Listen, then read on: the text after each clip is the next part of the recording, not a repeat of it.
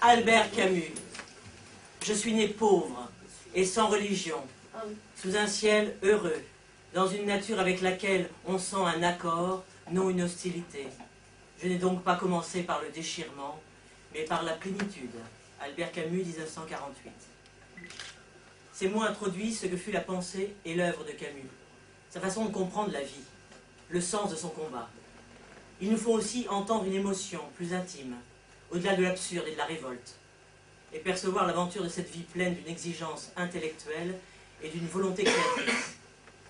Il fut journaliste, dramaturge, acteur, philosophe, romancier, né pauvre et sans racines, imprégné d'une jeunesse à mi-distance de la misère et du soleil. Il vécut le tragique comme indissociable de l'aspiration à un bonheur qu'il savait d'emblée précaire. Il mourra à 46 ans, le 4 janvier 1960, dans un accident de voiture, non sans avoir reçu le prix Nobel 2 ans plus tôt. Albert Camus naît à Mondovi, en Algérie, en 1913, à la veille de la Grande Guerre, au cours de laquelle meurt son père, Lucien, ouvrier agricole. Il était mort au champ d'honneur, comme on dit, écrira Camus. Dans ce premier livre, L'envers et l'endroit, 1937, où il témoigne de son enfance et livre déjà quelques clés essentielles de son univers. Sa mère, d'origine espagnole, quasiment illettrée, s'installe alors dans un des quartiers pauvres d'Alger, Bellecour. Chez sa propre mère, il fait des ménages pour les élever, lui et son frère aîné. Dès son enfance, il fait l'apprentissage de la pauvreté. S'il en souffre, il ne s'en plaint pas. C'est dans cette vie de pauvreté, parmi des gens humbles et vaniteux, que j'ai le plus sûrement touché à ce qui me paraît le sens vrai de la vie. Carnet 1, mai 1935. De cette période encore, il note dans ses carnets, ses projets, des brouillons, des phrases recopiées autour des lectures, le secret, ressort qui le pousse à écrire, tout un matériel que l'on retrouve dans ses livres, les plans d'ensemble pour son œuvre. Il y développe sa quête. L'admirable silence d'une mère, la quête d'un homme pour retrouver un amour qui ressemble à ce silence. Note pour une préface de la réédition de L'envers et l'endroit. Études de philosophie à la faculté d'Alger. En 1930, les premières atteintes de la tuberculose brisent en lui une carrière envisagée de footballeur, tout autant qu'elles entraveront son projet de devenir enseignant. Maladie qui restera toujours menaçante et finit par être une manière d'être et de penser. La sensation de la mort lui est désormais familière. Il épouse en 1934 Simone Yé et doit exercer divers petits boulots pour financer ses études et subvenir aux besoins du couple. Pendant son bref passage au Parti communiste, 1935-1936, il fonde et anime la troupe du Théâtre du Travail, afin de mettre les œuvres dramatiques, classiques et contemporaines, à la portée du public défavorisé. Il écrit avec 3 amis « Révolte dans les Asturies », une pièce qui sera interdite, joue et adapte de nombreuses pièces. Il anime ensuite une autre troupe, le Théâtre de l'Équipe, publie sa première œuvre, L'envers et l'endroit, 1937, et une série d'essais littéraires variés. Il disait, comme j'en avais la passion, j'ai simplement créé un théâtre moi-même, un petit théâtre d'amateurs, et d'autre part, pour gagner ma vie, j'ai joué dans des troupes professionnelles en tournée. Souvent, les créatures de théâtre me paraissent plus réelles que les créatures de la vie. Et en tout cas, c'est un monde où je me sens beaucoup plus à l'aise que dans la vie courante. Il n'y a aucune contradiction entre l'œuvre créatrice d'homme de théâtre et celle de l'homme de lettres, qui écrit des romans ou des essais, parce que le théâtre me paraît le plus haut des arts littéraires, en ce sens qu'il demande la formulation la plus simple et la plus précise, à l'intention du plus grand public possible. Et pour moi, c'est la définition même de l'art. L'œuvre est un aveu. Il me faut témoigner. Toute son œuvre se voudra témoignage sur la condition humaine, sur et en faveur de l'homme, sans que l'artiste cesse pour autant d'être le témoin exemplaire de son temps. En 1938, il devient journaliste, à Alger républicain, où il est chargé de rendre compte des procès politiques algériens. La situation internationale se tend. Il part pour Paris, est engagé à Paris Soir, écrit des articles pour Combat, qui deviendra un journal à la Libération et dont il sera de 1943 à 1947 le rédacteur en chef. Il se met ainsi au service des grandes causes humanitaires internationales. L'artiste solidaire de son temps ne renonce pas à défendre la liberté pour cultiver la beauté. Aussi mène-t-il de pair la création artistique et l'engagement politique. Réformé à cause de la tuberculose en 1939, Camus reste très actif dans la résistance. En 1942 paraissent simultanément aux éditions Gallimard son roman L'étranger et un essai Le mythe de Sisyphe. Leur auteur à ce moment-là n'est pas connu. Voilà 2 ans seulement qu'il a quitté l'Algérie, sa terre natale. Et même si après L'Envers et l'Endroit, il a publié un essai, Noces, en 1939, c'est L'étranger, sa description de la condition humaine qui lui vaudra la notoriété. En 1944, il fait la rencontre de Jean-Paul Sartre. Ce dernier souhaiterait qu'il mette en scène Huis clos. En 1945, il crée Caligula, qui révèle Gérard Philippe. 2 ans après, il publie La Peste, fable où l'épidémie figure l'occupation allemande. Cette pièce connaît un immense succès et impose Camus comme un romancier à succès. Cet ouvrage inaugure le cycle de la révolte et de la solidarité, où s'inscrivent L'état de siège, Les Justes et surtout l'essai L'homme révolté. Chez Camus, entre l'absurde, un sentiment plus fort lui appartient comme une nécessité. C'est la révolte instinctive, celle qui donne sa dignité à l'homme et légitime la création artistique.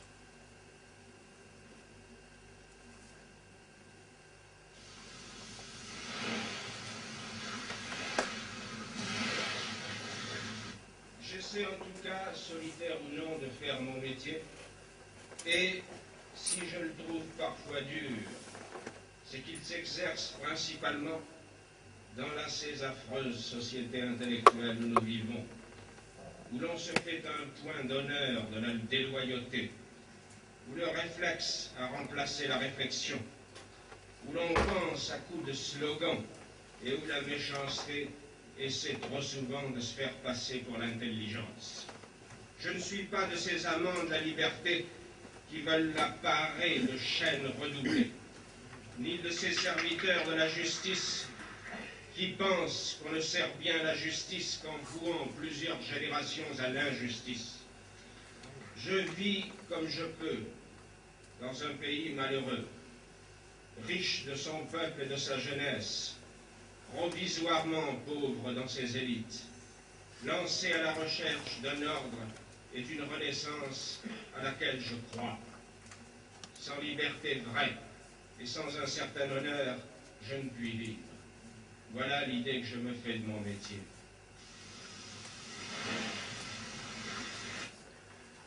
Un extrait de L'homme révolté.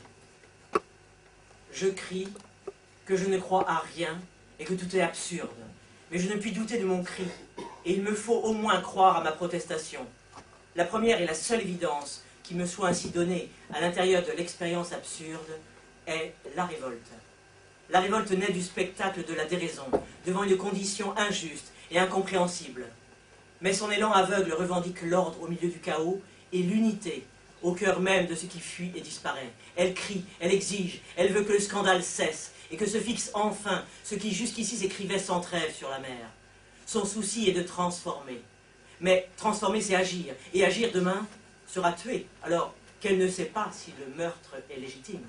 Elle engendre justement les actions qu'on lui demande de légitimer. Il faut donc bien que la révolte tire ses raisons d'elle-même, puisqu'elle ne peut les tirer de rien d'autre. Il faut qu'elle consente à s'examiner pour apprendre à se conduire. 2 siècles de révolte, métaphysique ou historique, s'offrent justement à notre réflexion.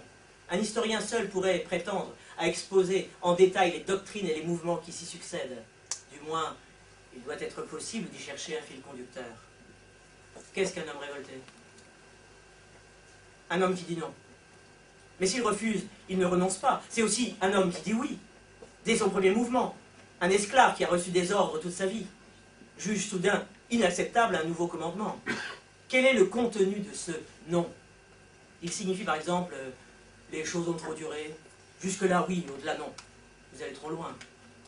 Et encore, il y a une limite que vous ne dépasserez pas.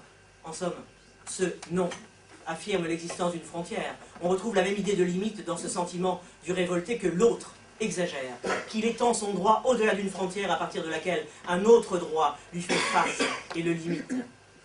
Ainsi, le mouvement de révolte s'appuie en même temps sur le refus catégorique d'une intrusion jugée intolérable et sur la certitude confuse d'un bon droit. Plus exactement, l'impression, chez le révolté, qu'il est en droit de. La révolte ne va pas sans le sentiment d'avoir soi-même, en quelque façon et quelque part, raison. C'est en cela que l'esclave révolté dit à la fois oui et non. Il affirme en même temps que la frontière, tout ce qu'il soupçonne et veut préserver en deçà de la frontière. Il démontre avec entêtement qu'il y a en lui quelque chose qui vaut la peine de, qui demande qu'on y prenne garde. D'une certaine manière, il oppose à l'ordre qui l'opprime une sorte de droit de ne pas être opprimé au-delà de ce qu'il peut admettre. Jusque-là, il se taisait, au moins, abandonné à ce désespoir, où une condition, même si on la juge injuste, est acceptée. Se taire, c'est laisser croire qu'on ne juge et ne désire rien, et dans certains cas, c'est ne désirer rien, en effet. Le désespoir, comme l'absurde, juge et désire tout en général et rien en particulier. Le silence le traduit bien. Et à partir du moment où il parle, même en disant non, il désire et juge, le révolté au sens étymologique fait volte-face. Il marchait sous le fouet du maître, le voilà qui fait face. Il oppose ce qui est préférable à ce qui ne l'est pas. Toute valeur n'entraîne pas la révolte, mais tout mouvement de révolte invoque tacitement une valeur.